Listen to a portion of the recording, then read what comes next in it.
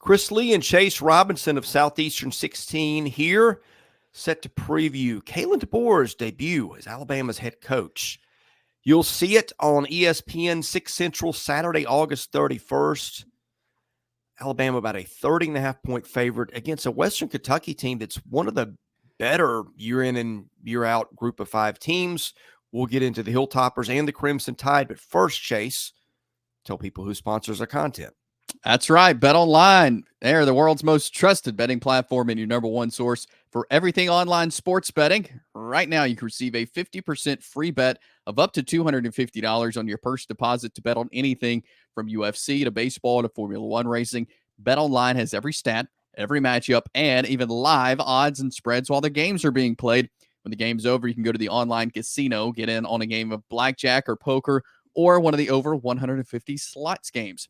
Head over to the website today to get in on the action. Use promo code BELIEVE, BLEAV, for your 50% free bet credit on your first deposit up to $250. Bet Online, the game starts here. All right, we'll start. We're going to break down both sides of the matchup. We'll start when Western's got the ball. Tyson Helton can really coach offense, Chase. I mean, I feel like this team is always near the top of the leaderboards and points and total yards and especially passing yards. They just reload in the portal every year, which is not an easy thing to do at Western Kentucky, but they have figured something out this year. They've got probably more returnees on offense than most years. I think depending on your source, people count returning starters differently, but I think they've got maybe as many as 9 returning starters on offense. Quarterback TJ Finley, you know that name because you've seen him 2 places in the SEC before. Last year, he went outside the SEC, went to Texas State, where he kind of took off, threw for 3,439 yards. Again, popping into a really potent pass offense that puts receivers and the occasional quarterback in the league. Dalvin Smith, their top returning wideout, 50 catches for 513 yards, and he'll go against an Alabama defense that I think is kind of interesting. Got some names on that back 7. And got some dudes on that front 7. And we know Alabama always builds around defense. I don't know if this unit's as talented as some we've seen, but it's plenty good. It is. And that's, I feel like there's some questions on there just because, I mean, face it, we've seen kind of the same thing for the last 17 years in the schematics and how things roll. This is a totally new, I don't say totally new, but it's a fairly new concept that they're doing on defense for Alabama this year. Kane Womack coming in, changing things up a little bit on the schematics of the defense. But I like what I've seen and what I've been reading on this Alabama defense, because you think back to the spring game, they weren't as strong. They did not look like a typical Alabama defense when they were on the field in the spring game. Now, I know it was a spring game. You can take little from those. But all indications out of fall camp so far in the scrimmages is that the defense is looking good, and they're catching on to what Kane Womack is trying to do with the defense. And I really like the front line that they have there. You got Jaheim Otis, Tim Smith, and Tim Keenan all return on the defensive line. I think that's big to have the experience that they have there. And then you've got Deontae Lawson, Jihad Campbell there at linebacker, who are going to be really good right there in the middle of the field there at the middle linebacker. Both could be all SEC guys when it's all said and done. And they've got several transfers in there. And I think a defensive lineman that you want to remember is LT Overton. He transferred from Texas A&M. He was a great player for them. He's now in Tuscaloosa. And then another transfer, Damani Jackson from USC, cornerback. I think he's going to fit right into this defense. And then Keon Sapp, safety transfer from Michigan, I think is another name to remember when it comes to this Alabama defense. He's a potential all-SEC guy. And then I think the staple of the defense for Alabama is Malachi Moore, the safety. He's played in a lot of football games. He is a great leader on the field as well. And so he's kind of he is a captain on this team, but he's kind of the captain of the defense. And he's really helped Kane Womack, just from what I've heard in his press conference and everything, kind of help implement this defense and be a good leader on the field. But all indications are pointing to, yes, this once again is going to be a good Alabama defense. All right, let's talk about the other side of the matchup, starting with Alabama having the ball. We'll talk about Western's defense, but Jalen Milroe last year had a tremendous season, got better. He's probably a preseason top 5 Heisman odds guy. I think the cast of characters maybe isn't as accomplished as it's been in past years, maybe save offensive line and quarterback, but there's still plenty of talent there. And of course, Kalen DeBoer knows how to run an offense. He is he's a quarterback whisperer. I mean, he is a great offensive coach.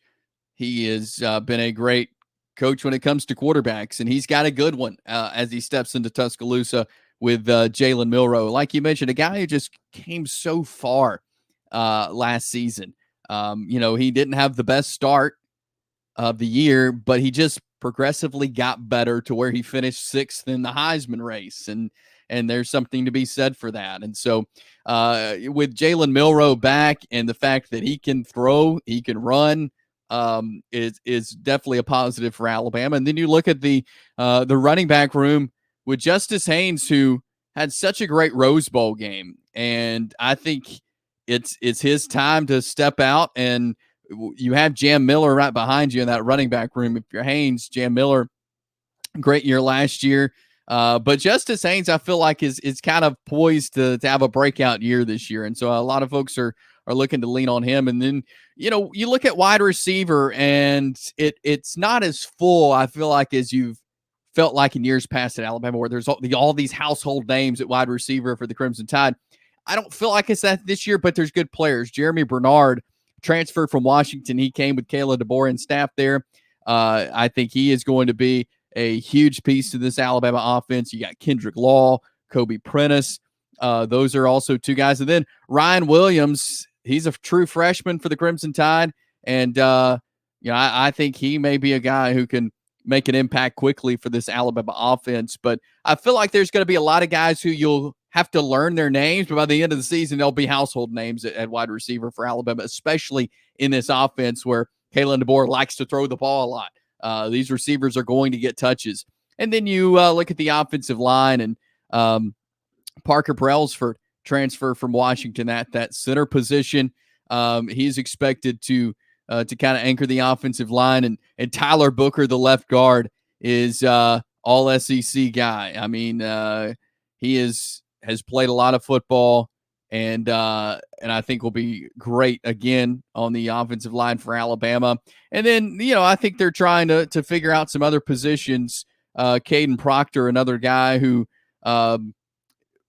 weren't sure if he was going to be with the Alabama team this year as he transferred to Iowa, and then kind of quickly changed his mind after spring break to come back to Tuscaloosa. So he's back on the offensive line. You look at the right side, though, and I think that's where they're trying to figure out kind of who's the guy to step up there on the right side of the offensive line. Elijah Prickett, you got Wilkin Fomby, you got Jaden Roberts there as well. So that's where they're using fall camp to figure out who's going to be the guy on the right side of the line. But I like the way the Alabama offense looks right now. I really do.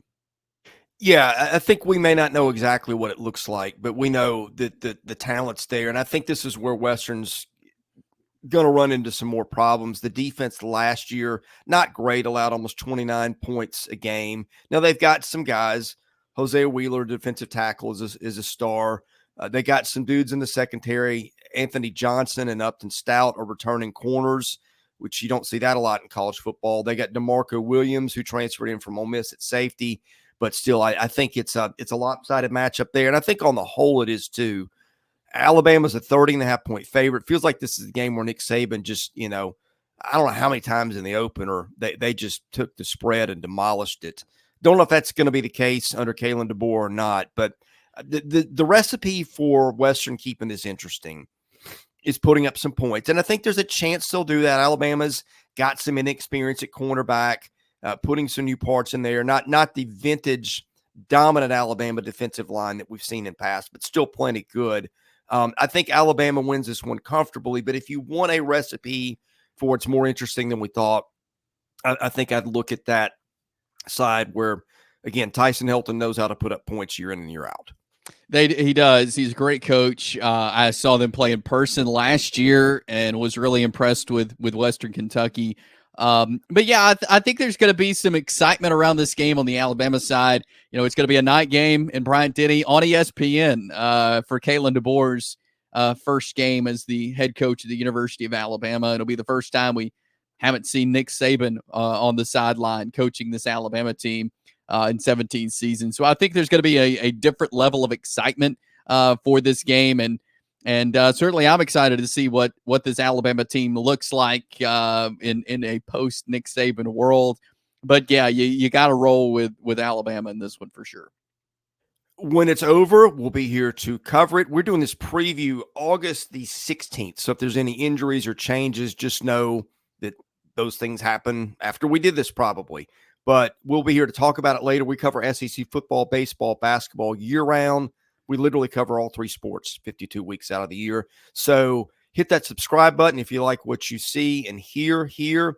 And we've got an audience of millions every year. Caroline.Smith at Southeastern 14 is the place to go if you are looking to get in on an advertising opportunity. Hope you'll do that and talk to us. Anyway, for Chase Robinson, I'm Chris Lee. We are Southeastern 16, presented by Bet Online.